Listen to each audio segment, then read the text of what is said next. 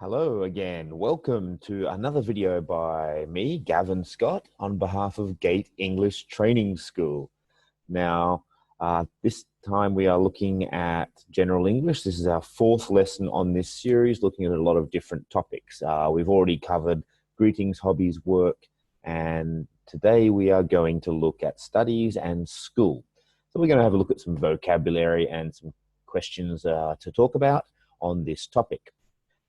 Now, generally, if anyone here is watching this video, probably because you are a student for the most part, although maybe some of you are working. So that probably answers the first question I like to cover each week about why is this an important topic? Well, first of all, because most of the people watching this video, you are probably students. And even if you're not, everyone has gone to school at some point in their life, whether it was last year or 30 years ago, we all go to school. That's actually a good thing in the world, that even in the poorest countries, even little children in a poor village still go to school in almost every country, every place in the world. So let's start off with some very simple, basic discussion questions. The first one, where do you study? Think about that. How would you answer? If you need to pause the video for any of these questions, just pause the video, practice your answer, and then you can listen to my sample. Okay, I'm not going to say that over and over and over again. For each question, I'll ask the question, pause for a short period so that you can pause the video before listening to my answer. So where do you study? I'm a student at the University of Newcastle in Australia. Now, I'm a university student at the moment studying my master's, although actually next week is my last week of classes. So when you watch this video, I will have finished my studies. So, yes, thank you for your congratulations. So I'm a university student. Some of you would be saying, I'm a middle school student at way high number 2 middle school, or I'm a high school student. I go to Gao District number 1 high school. So generally you're going to say whether you go to high school, middle school, university, or maybe just a private English school. Where do you study? I study at Gate English, a wonderful English school with a very handsome Australian teacher. Really? I should go and study there. Yes, I'm going to advertise my company, of course. So that's a pretty simple question. What do you study? Now, if you're a university student, this is an easier question. So I would say I'm studying education, or I would say I'm studying a Master's of Education, focusing on primary teaching. So depending on your subject, I'm studying a Bachelor of Business, majoring in marketing or majoring in economics. For the high school students out there, you would probably say, well, I'm a high school student, so I study lots of different subjects, including Chinese, English, maths, geography, and so on. Now, same kind of answer if you are a middle school or student, or, well, I'm guessing there's no primary school students on here, but maybe there are some. So welcome to the little children watching this video. Fantastic that you are trying a higher level of English. What's your favorite subject? Now, we're going to talk a little bit more about subjects later and look at all the common kind of subjects. So I'm not going to go over all of them. I might say when I was in school, when I was in high school, I'd say my favorite subject is history. Now, you wouldn't just say that. You wouldn't just say my favorite subject is history. Stop. I mean, you can. It's not a bad answer, but I would explain why. So my favorite subject is history because I think the past is full of so many interesting stories. And when we study the past, we look at different clothes and different weapons and buildings that are so different to what we see around us every day today. How do you travel to school? Now, the most common mistake here would be to say, I by bus go to school. Very common mistake from my students. Buy a bus means you're taking some money and you're going to the shop and you're buying a bus. What you mean is to use by, the preposition, but you do that at the end after the verb. So I travel to school by bus. So the verb is travel, not buy. Buy as a verb is a very different verb. So I go to school by bus. I travel to school by bus. I ride my bike to school. My parents drive me to school. I take a car to school. What time do you start school? I love talking to my Chinese students about this question. So I teach in primary school in Australia. So if I was a primary school student in Australia, I would answer, I start school at 9 a.m. 9 a.m.?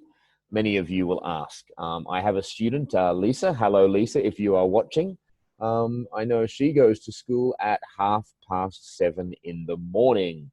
So it's very common, although for, I think, all of Chinese students, it's before 7:30 or 8. So all of you start much earlier in China than any student does in Australia, England, or America. And I think pretty much most Western countries in the world. In fact, primary school in most places in Australia is from 9 a.m. to 3. Actually, in the school I'm in, it's actually 9:10 to 3:10. Some schools might go to 3:30 or start a little bit before 9, but not much difference there. Okay, now let's look at a little bit of vocabulary here. So I'm not going to go through every piece of vocabulary here. I'm just going to pick out some common ones. So what I want you to do is to look at this picture and try to name everything on there that you can see. Pause the video to do that and then see if you are correct. Okay, welcome back. I'll just go through all of this vocabulary quickly. I don't want to spend time on the easy vocabulary. I would say we have the teacher, we have a student, maybe that's just boy and girl, we have desk, chair, table. Just remember the difference between a table and a desk. A desk, you can put books and things. There's something underneath that you put things inside. Usually you write or work at a desk. Now you can still write or work at a table, but generally there's nothing underneath the table. I'm just banging the table here, you can't even see it, but yeah.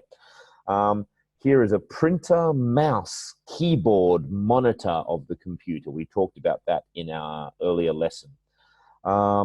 This is a projector. Now, I don't know if you can actually see here. Let me just show you. I'm actually in the classroom using, there's a projector above me there. And I'm actually using the whiteboard so that I have a white background. The rest of the classroom, I'm actually at my university. The rest of the classroom has, the walls are not very good for filming. So that is a projector. You usually, modern projectors will connect to the computer to show the picture on the, well, the screen, or in this situation, you have a whiteboard, a blackboard. Also, actually, this is a smart board, which means you can use a special pen to write on it. Not a real pen. The pen you cannot write on your hand or paper. You can only write on the smart board. So many schools in Australia now use smart boards. In fact, I think most schools in Australia now use smart boards. And then we have the old-fashioned blackboard, writing with chalk. Okay, clock, map, notice board, another whiteboard. Okay, well, like I said, that's a screen. Whiteboard, speakers. Normally when you're listening to music and you have, well, these are not speakers, these are earphones or headphones. Well, actually, these are earphones, these are headphones. We have a globe. So a globe and the map both show, well, a globe is a kind of map, but it shows the world as a circle. We have a bookcase, the teacher's desk, and so on. Rubbish bin. In America, that would be trash can. Okay, here we have a ruler, a calculator, a pen, a textbook, a notebook, or a folder. A folder, you can take the paper out. Okay, lots of vocabulary there. If there's any other vocabulary you wanted to know, please practice saying those words. Listen to my video and say the words after me.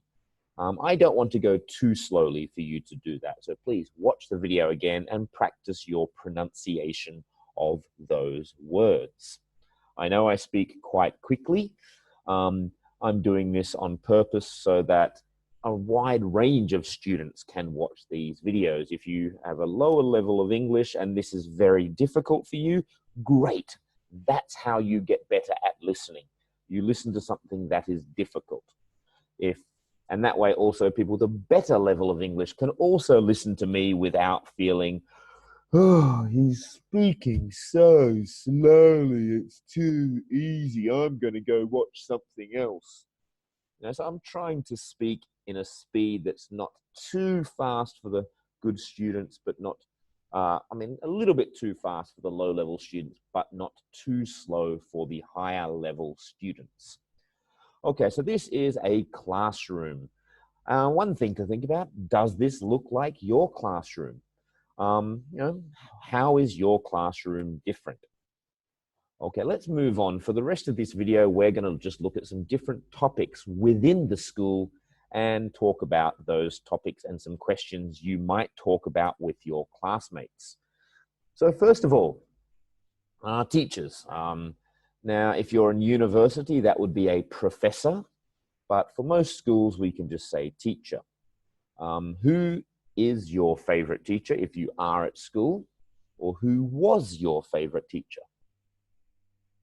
My favorite teacher at high school was my history teacher in senior high school, year 11 and 12. I used to remember her name. Oh, I've forgotten her name. I am 39. It was over 20 years ago. Her name is not important for you. So I liked my history teacher because she was a really good storyteller.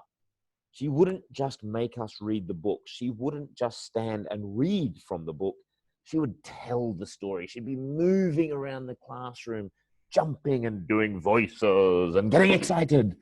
And it was really just fantastic to listen to her stories. And you really remembered the information because you were so focused on her story and you were so interested in the story she was telling that you remembered it in your exams. It was fantastic. And she was one person who inspired me to be a good teacher or to become a teacher. Mrs. Fitzgerald, I just remembered her name. I might try and contact her and see how she's going. Okay, so what makes a good teacher? Have a think about that. What makes a good teacher? So first of all, this question some people don't know. It means all the different things that go together. So for example, I think patient. They have to be calm and listen to students. Knowledgeable. They need to know a lot about their subject. I think they need to be energetic. If they stand there and have no energy in the classroom, the students will be bored. An energetic teacher will get the knowledge into the student's head better. I also think they need to be organized and practical. Some teachers don't know how to teach properly. They know the knowledge, but they can't get the knowledge into your head. I think a practical teacher thinks, what is the best way for my students to learn? And finally, what do you think about our maths teacher? Or what do you think about Mrs. Fitzgerald? So you might talk, as students, we do this all the time. We talk about our teachers. We say bad things about the teachers we don't like. We say wonderful things about Mr. Scott. That's the kind of thing we do as students. We're always talking about our teachers.